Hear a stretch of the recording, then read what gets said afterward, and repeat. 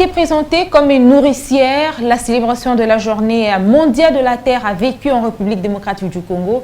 L'ONG Logos Premier a organisé une marche de sensibilisation. Elle a ciblé les automobilistes sur la gestion durable des déchets. Nous en parlons dans quelques instants avec Madame Jeannette Bosengezi, qui est la coordonnatrice de cette structure.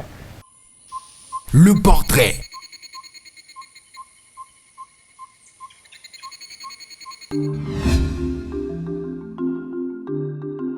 La coordonnatrice de l'ONG Logos Premier, balayeuse et militante écologique depuis 2015, Jeannette Bosengezi est comptée parmi les femmes leaders de Kinshasa. Son combat pour l'environnement lui a valu les prix Courage édition 2012 par l'ambassade des USA. Elle s'est fortement distinguée pour son engagement très actif relatif à la protection de l'environnement et à la conservation de la nature dans un contexte socio-culturel très difficile. Cette dame s'est également démarquée à travers beaucoup d'autres mérites et reconnaissances pour son dévouement en faveur du développement durable, de l'entrepreneuriat et du leadership féminin. Parmi les mérites, l'on note celui de l'ONU Femmes comme leader du prix GIFA, une récompense civique par les journalistes du monde des affaires. Licenciée en gestion de l'environnement et assainissement à l'Institut facultaire de développement, cette activiste de la société civile, environnementale et du genre est mère de 3 enfants dont 2 filles et 1 garçon avec plusieurs petits-fils et filles. Jeannette Bosengezi ne jure que sur l'ordre et la propreté.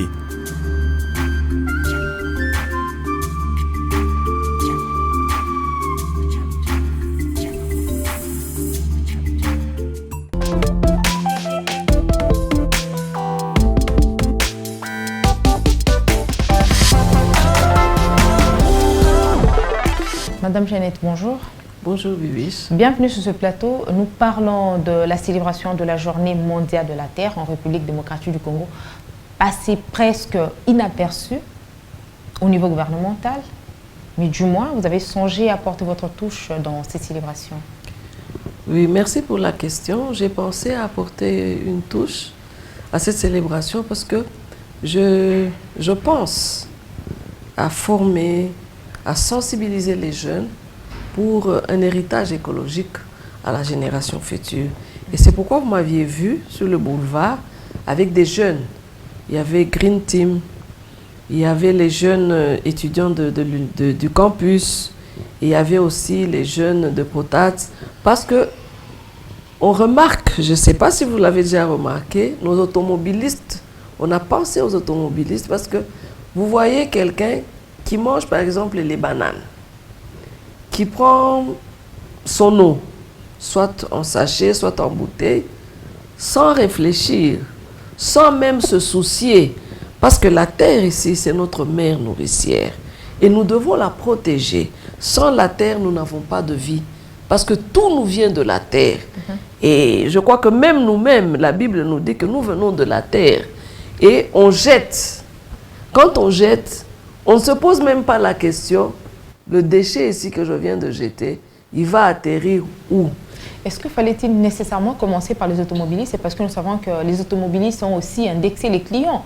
Une fois qu'ils embarquent, on leur dit « Mais maman, vous pouvez laisser dans le véhicule, j'irai jeter chez moi à la maison. » Et des fois, la personne n'a même pas demandé. C'est tout de suite, après avoir utilisé les contenus, le contenant est tout de suite jeté sur la chaussée. Vous savez, Bibiche, si l'automobiliste change de comportement, il sera un grand sensibilisateur. Si une fois... Mais a-t-il le pouvoir de convaincre? Pourquoi pas? Parce que quand vous dites à quelqu'un, ne jetez pas, si il a des bonnes manières, le bon geste, il va comprendre que quand il ne jette pas, ce n'est pas seulement pour lui, mais il est en train de protéger cet environnement. Et nous avons besoin d'un environnement sain. Je l'ai dit l'autre jour, même l'État a une responsabilité. La Constitution, on parle que d'autres articles, mais on ne songe jamais à l'article 53. Parce que dans l'article 53, l'État a pris la responsabilité de nous donner et de vivre, que nous puissions vivre dans un environnement sain. Est-ce que cet article, quand vous circulez à Kinshasa, est-ce que cet article, on respecte ça? On se met seulement à réclamer les articles sur les élections. Pourquoi ne pas réclamer cela?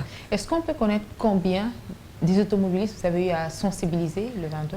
Ce jour-là, j'avais sur moi 2000 flyers.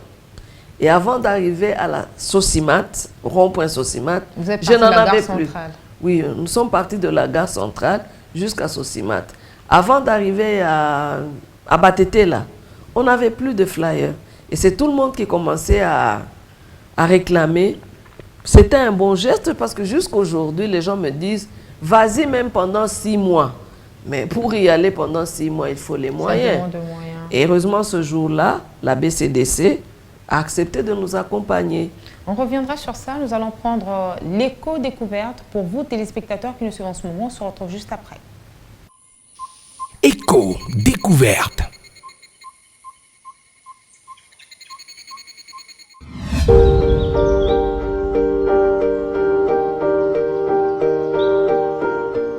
Si l'on vous dit zone humide, à quoi pensez-vous? Peut-être à un marais, un étang ou une tourbière?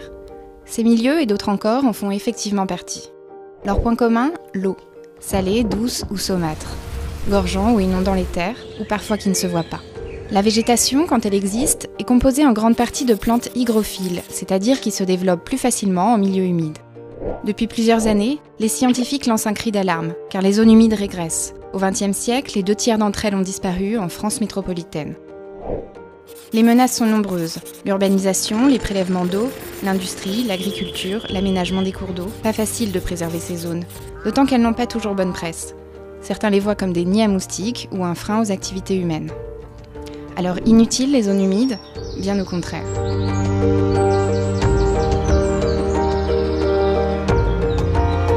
Ces milieux sont riches d'une extraordinaire biodiversité. Ils abritent une faune et une flore spécifiques. Pour beaucoup d'animaux, ils sont même vitaux. En France, 50% des espèces d'oiseaux en dépendent, et on y trouve 30% des espèces végétales rares ou menacées d'extinction. Et pourtant, ces milieux ne couvrent que 3% du territoire métropolitain. Mais ce n'est pas tout. Grâce à leurs plantes et micro-organismes, les zones humides filtrent certaines pollutions comme l'azote ou le phosphore, et elles absorbent du carbone, un vrai atout face au changement climatique. Les tourbières stockent à elles seules 2 fois plus de carbone que les forêts. Impressionnant quand on sait qu'elles ne couvrent que 3% de la surface terrestre, contre 30% pour les forêts. Parfois invisibles car leur présence est occultée par les activités humaines, certaines zones humides subsistent malgré tout.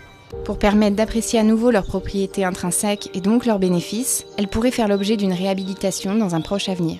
Des bénéfices, les zones humides en apportent à l'environnement mais également à l'homme. Elles favorisent l'infiltration de l'eau dans le sol, de quoi disposer de ressources en eau supplémentaires pour la consommation humaine ou l'agriculture.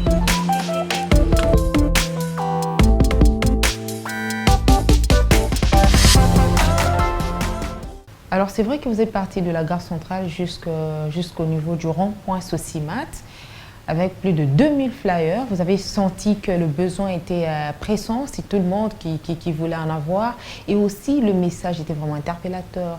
La chaussée n'est pas une poubelle. Qu'est-ce qui vous a plus inspiré? C'était les comportements des Quinois? Oui, c'est le comportement des Quinois et nous avons sensibilisé. Heureusement que les jeunes, ils étaient là des volontaires, ils ont accepté de m'accompagner. Parce que quand les jeunes comprennent que ce n'est pas bon de jeter, je crois que vous n'allez pas répondre la réponse qu'on a toujours, yondo kobongisa mbokoy. Mais biso mi balende to kobongisa mbokoy parce que zali mboka na biso. Et je crois que le Quinois, le Congolais, doit comprendre que la RDC, c'est notre héritage. Biso nde to kobongisa mboka na biso. Il faut encore inciter plus le patriotisme aujourd'hui qui n'a presque plus sa place. Oui, le patriotisme n'a pas sa place. Même quand on a suivi ensemble une dame qui se plaignait que Tozote Kanase. Mais qui vous a dit Bote Kanase? Bien sûr, il y a la part de responsabilité des autorités et la part de responsabilité aussi de moi-même. Pourquoi je dois aller acheter des choses qu'on vend à même le sol? Donc, c'est la santé de mes enfants, c'est ma santé, c'est la santé de la population. Et aujourd'hui, qu'est-ce que l'État fait pour interdire ça quand on doit vendre à même le sol? Moi, je me pose la question, est-ce que l'autorité, ça lui... Parce qu'on dit aujourd'hui, j'ai suivi un jour, on dit, On a plus de 370 morts par jour à Kinshasa. On parle du choléra, on parle de malaria, on parle de typhoïde. Mais ce sont les maladies des mains sales.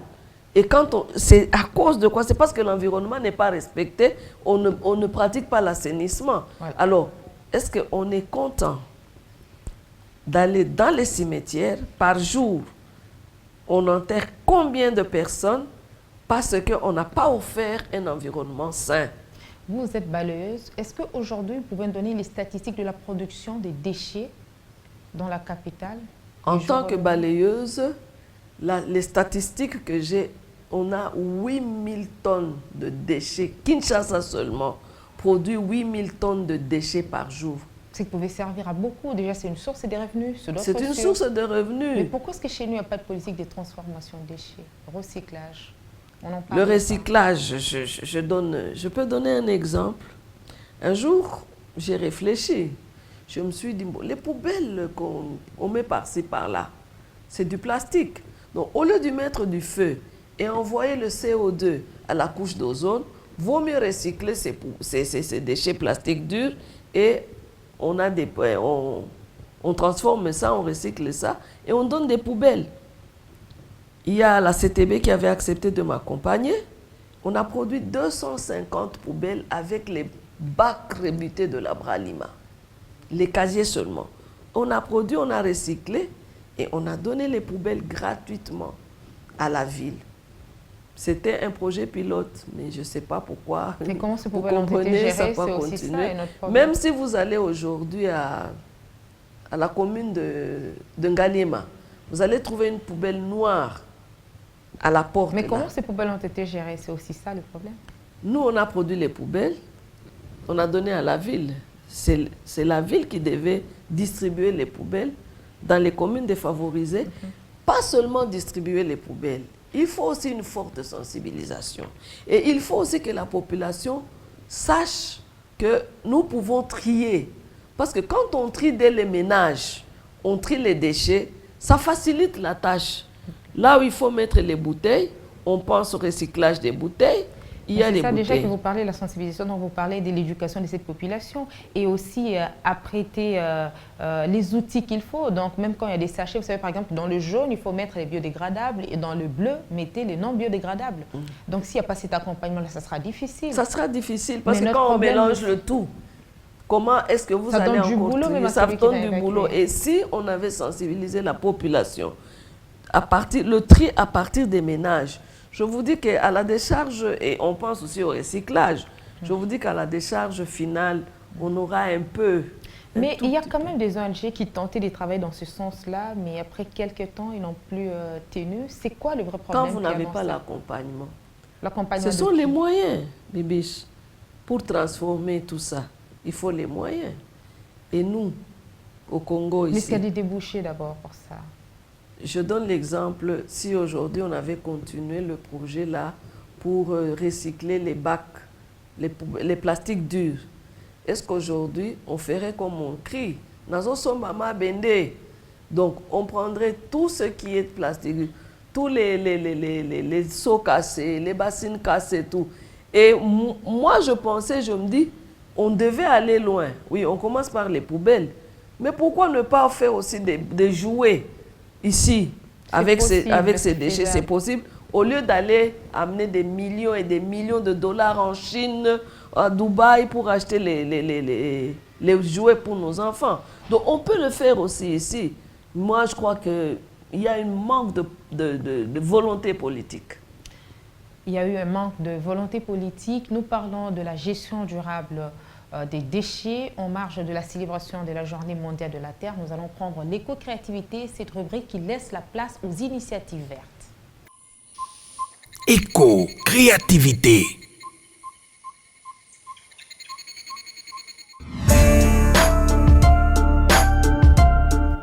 En 18 ans d'expérience, Catherine Loseka, une trentenaire et mère de 2 enfants, customise le reste des ballots des friperies en différents objets décoratifs et paniers.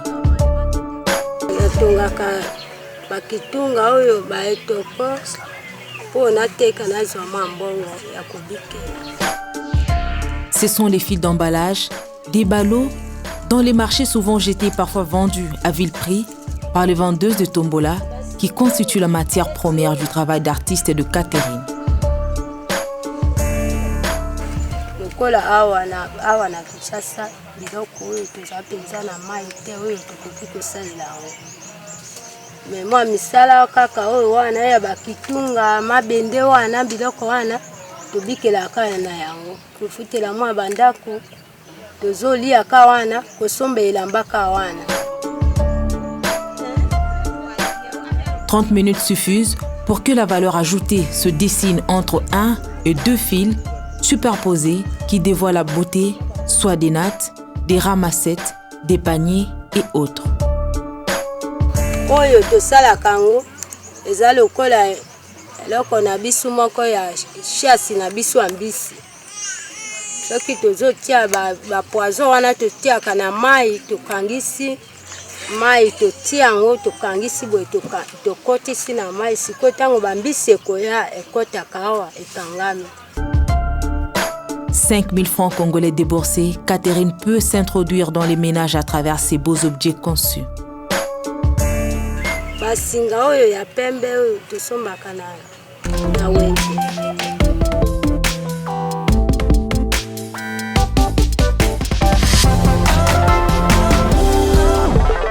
Vous êtes balayeuse. Aujourd'hui, quels sont les autres grands défis qu'il y a par rapport à la gestion des déchets en République démocratique du Congo, et en particulier à Kinshasa, qui est la vitrine même du pays? Oui, vous dites que c'est la vitrine du pays, mais ça fait un peu mal parce que ce n'est pas la réalité. Aujourd'hui, le comportement de nos citoyens congolais, ce n'est pas un comportement d'un citoyen, d'un éco-citoyen. Je préfère que vous puissiez commencer par le haut. L'exemple vient d'en haut. Un éco-citoyen. Vous voyez, aujourd'hui, l'exemple doit venir d'en haut comment? C'est parce qu'il n'y a pas sanction. Vous croyez que s'il y avait sanction, et tout ce qu'on récupère par-ci, par-là comme taxes, et on canalisait ces taxes d'assainissement pour l'assainissement de la ville, dans les marchés, un peu partout, vous croyez qu'on allait vivre ce qu'on est en train de vivre? Par exemple, pourquoi ne pas restaurer la police d'hygiène? On vous voit avec votre seau, vous allez déverser vos déchets dans les collecteurs ou dans les caniveaux. On vous prend, vous payez une taxe. Mais si la taxe elle est dérisoire, elle ne va pas décourager ce genre de pratique aussi. Vous croyez que, tel que vous êtes là, vous êtes d'accord de débourser chaque jour 1000 francs parce que vous avez jeté dans les caniveaux? C'est une infraction. Et je crois que ça ne fait pas plaisir, même si c'est 100 francs, c'est toujours quelque chose, c'est de l'argent. Aujourd'hui, oui, il y a les pousse-pousseurs qui passent dans les foyers pour récupérer. C'est bon, on récupère. Je vous pose la question. Est-ce que vous vous demandez, on a récupéré vos déchets, est-ce que vous vous demandez la finalité de ces déchets? Parce qu'il n'y a pas de décharge. Et si ces autorités, ils ont de l'amour pour leurs concitoyens... Ce sont des autorités qui ne travaillent pas comme des autorités. Bon, c'est toi qui le dis, hein? Il ne faut pas me mettre ce que je n'ai pas dit dans la bouche. Mais je crois que tous, nous avons une part de responsabilité. La part de responsabilité est partagée. L'autorité doit jouer son rôle. Et moi, en tant qu'éco-citoyenne, éco-citoyen, je dois aussi jouer mon rôle. Et pourquoi ne pas Parce que je vais me dire, j'étais dans le caniveau, je le dis, l'État a fait sa part de responsabilité. Il a construit des caniveaux pour évacuer les eaux de pluie, les eaux usées. Mais moi, j'utilise ce caniveau maintenant comme poubelle. Alors, oui, que j'ai ma part de responsabilité aussi. Oui, je reviens sur ma question. Quand est-ce qu'il faut évacuer les immondices et comment les évacuer? Comme on dit, j'ai dit que les statistiques, c'est 8000 tonnes. Le jour. Le jour. Est-ce qu'on doit attendre un mois ou une semaine pour évacuer les immondices? On a beaucoup de choses qu'on peut faire. Mais qu'est-ce que ça demande en termes de budget, l'évacuation de ces immondices? Le coût, c'est quoi? Bon, le coût, ça, il faut aller demander aux gens de la Raskin. Parce que ce sont eux qui évacuent. Il faut des camions, n'est-ce pas? Il faut du carburant. Il faut payer les chauffeurs. Il y a tout un budget. Donc, on ne peut pas faire seulement un projet par hasard. On doit faire un projet et savoir le coût. C'est sur combien de temps. c'est pendant combien, qu'est-ce qu'on doit faire par jour et comment on doit pérenniser ça. Mais si on se mettait d'abord à sensibiliser la population et aussi, au prix, peut-être canaliser aussi, canaliser convenablement les recettes issues des taxes d'assainissement. C'est ce que j'ai dit. Les recettes ne sont pas bien canalisées. On peut se le dire. Mais à quoi sert aujourd'hui le centre d'enfouissement de Mpassa? Moi, ce centre d'enfouissement, quand ça a commencé, j'avais un peu... Je n'étais pas tout à fait d'accord. Parce qu'on a mis des sachets pour prendre ces déchets, tout ça. Les sachets, là, se dégradent après 5 siècles. On met ça, on enfouit ça dans le sol. Et demain, nous allons retrouver ces déchets. La décomposition, on va retrouver ça dans l'eau que nous allons prendre, n'est-ce pas? J'en avais un peu parlé, on m'a dit, hey, toi, avec tes... On verra après. Et tu as baissé les bras? Non, on a dit on verra après. On verra après. On n'a toujours jamais revu ça. On n'a jamais vu après. Qu'on laisse d'abord travailler et on va y réfléchir après. Même quand on a mis les poubelles qu'on a mis avec... on avait les poubelles qu'on retrouve. J'ai bien dit que ces poubelles, c'est du ferraille. Ça va se dégrader et ça va abîmer la chaussée. Et demain, quand il pleut, l'eau chavire, ils vont chavirer tous les déchets. Et nos mamans vont récupérer encore cette eau pour essayer d'arroser dans les jardins. Et les légumes, nous allons acheter. Et nous allons retrouver encore les Donc nous revenons à la case de départ. Donc c'est le même problème. Et demain, on a le cancer. Parce qu'on a mangé ceci, on a mangé cela. Parce que ça ne se dégrade pas. Et demain, on va dire, ah, comme nous, les Africains, nous aimons trop le spirituel. Non, quoi, tala kinga mabe mokoloana. Famille n'a pas la cancer. Oh, c'est à partir. J'avais dit, vaut mieux les poubelles en plastique parce qu'on peut les recycler même pendant des années et des années. Mais aujourd'hui, c'est présence aussi du plastique ou du sachet qui n'est pas aussi accepté par les écologistes. Moi, si j'étais le gouverneur de la ville de Kinshasa, si j'étais la présidente de la RDC, je dirais non au sachet. Parce qu'aujourd'hui, même les mamans qui utilisent le sachet pour allumer le makala, le feu, quand ils respirent la fumée, c'est cancérigène. Au lieu d'acheter du pétrole de 200 francs, 300 francs. Même des petits bâtons. Mais oui, nous, quand on a grandi, c'était les petits bâtons avec du papier. Et on allumait le feu. Mais aujourd'hui, on est plus économicus que écologicus. Donc, on veut vite gagner. Alors, enrichissons nos ménages, prenons l'éco-concept. Concept vert.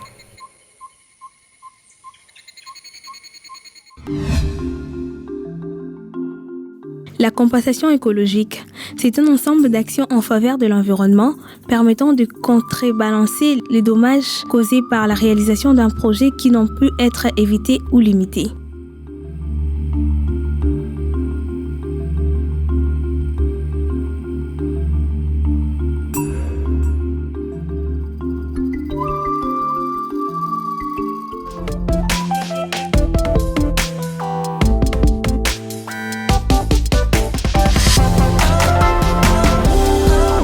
Je reviens encore sur cette question des sensibilisations des automobilistes. Fallait-il s'arrêter aux automobilistes et vous comptez aller au-delà? Si j'avais les moyens, je ferais 6 mois d'abord avec les automobilistes. J'entre même dans les bus. Je demande, parce que les chauffeurs et les receveurs peuvent être des grands sensibilisateurs. Et maintenant, l'État prend ses responsabilités. Dès qu'on voit un déchet qui vient du bus, on le jette, on arrête. Je ne demande, si c'est moi, je ne demande même pas l'amende de 1000 ou de 1000 $ ou quoi. Je le laisse là pendant 30 minutes. Vous vous imaginez prendre 30 minutes de nos chauffeurs là. Demain, il va commencer. Mutu nyonso alingi alia aye besika kotia biloko na bis na ngai te. Et vous voyez que le message passe. Oui, mais est-ce que au-delà de ces sensibilisations, aspect sensibilisation, y a-t-il pas moyen d'aller au-delà avec l'appui de la BCDC, comme vous l'avez dit, songer par exemple à la production des poubelles, parce que c'est vrai qu'il ne faudra pas jeter sur la chaussée, mais il faudra aussi trouver une poubelle à côté, le pouvez facilement c'est le problème que nous avons. Vous sensibilisez, bien sûr, ils ont raison. Chaque fois qu'on sensibilise, après on me retrouve. Il n'y a presque plus de poubelles. Wapi. Ah oui. Ils ont raison. Mais qui doit mettre les poubelles? Non, ils ont totalement raison parce que sous d'autres cieux, partout vous trouvez des poubelles. N'est-ce pas?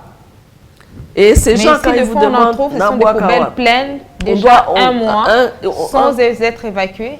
C'est ce que j'étais en train de vous dire. Il y a la responsabilité partagée.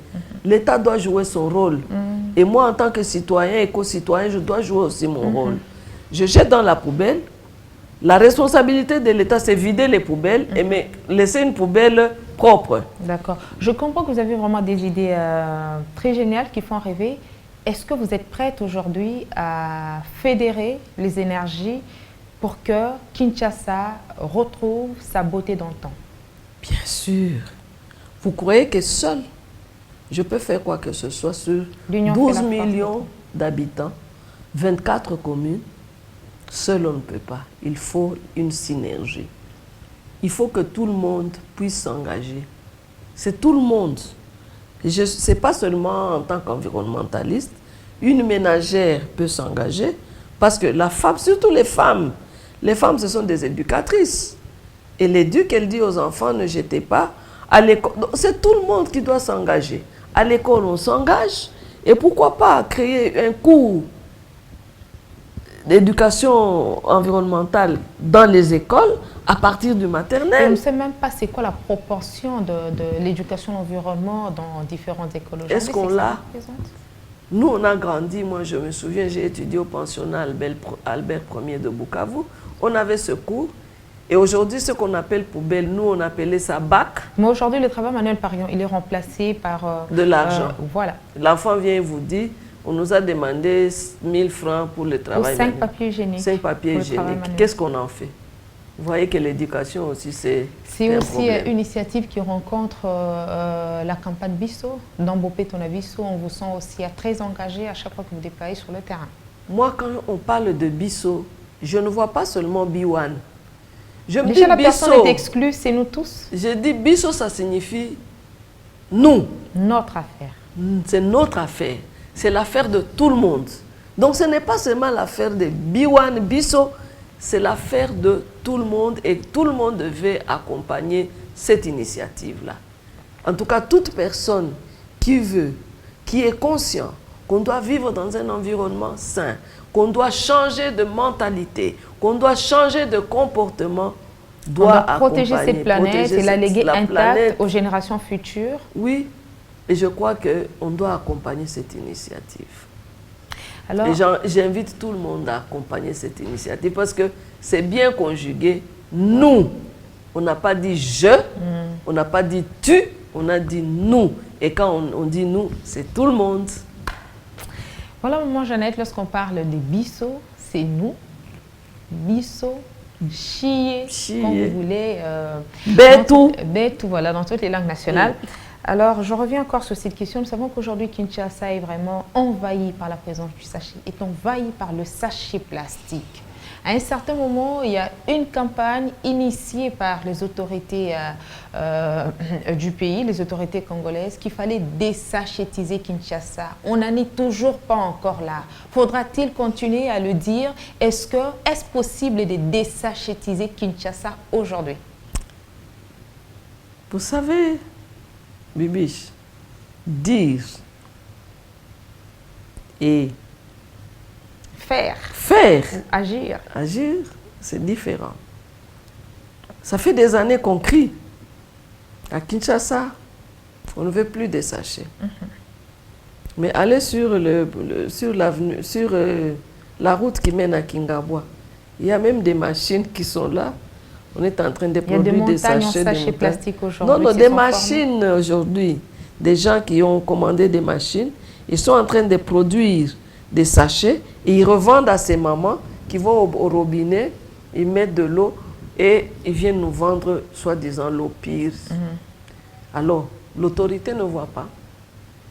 C'est ce que je vous ai dit dès le début, qu'il y a manque de volonté politique. Et je crois que l'autorité ne joue pas son rôle. Parce que si l'autorité, pourquoi aujourd'hui on nous dit dans un pays voisin, le Rwanda, on a interdit les sachets n'entrent pas. Quand vous allez au Rwanda, tout est clean. Pourquoi pas nous? C'est vrai que le sachet n'entre pas. Peut-être qu'il y a aussi un problème de responsabilité, comme vous l'avez dit. C'est l'éco-citoyenneté qui a plus été cultivée dans ce sens-là. C'est venu d'en haut. Exactement. Il y a des sachets biodégradables, mais qui ne sont pas aussi jetés partout. Il y a des endroits bien indiqués. Oui, parce que quand vous voyez, même quand vous allez là-bas, ceux qui balayent plus, ce sont les femmes. Vous voyez la poubelle? Oui, on l'appelle poubelle parce que c'est une poubelle, mais elle est propre. Exact. Ce n'est pas parce que c'est une poubelle que vous devez la laisser sale. Vous devez aussi entretenir cette poubelle parce que quand vous n'entretenez pas la poubelle, vous avez encore les maladies. C'est la catastrophe, c'est encore une autre source de maladies. Dire que on ne veut plus des sachets, c'est bon de le dire. Trouver les alternatives. Est-ce qu'il y en a pas? Moi, au début, quand vous m'avez posé la question, j'ai dit, moi, si j'étais gouverneur de cette ville, pas de sachets dans ma ville. Le sachet se dégrade après 5 siècles. Et quand ça se dégrade, ça rend le sol... Ça rend le sol pauvre. Ça appauvrit le sol. Et même si vous y jetez même les matembele à Pamba, donc le matembele là ne va même pas... Donc même les arachides. Alors, je vous ai posé la question, quel est l'héritage écologique que nous allons laisser à la génération future? Est-ce que les autorités se posent cette question? Est-ce qu'ils se disent, bon, après moi, c'est le déluge, je ne sais pas. Mais s'ils ont de l'amour, Dieu nous a recommandé de nous aimer les uns les autres. S'ils aiment la génération future, s'ils aiment notre pays, s'ils sont des patriotes, ils doivent prendre des décisions. Il n'est pas encore trop tard. Agissons ensemble pour préserver ces planétaires que nous avons. Madame, Monsieur, c'est la fin de cette émission. Nourricière, c'est de cette façon qu'elle a été présentée, la planète Terre, qui illustre l'interdépendance qui existe entre l'humain et la Terre. Merci à tous et à la prochaine. Mon idée pour la planète.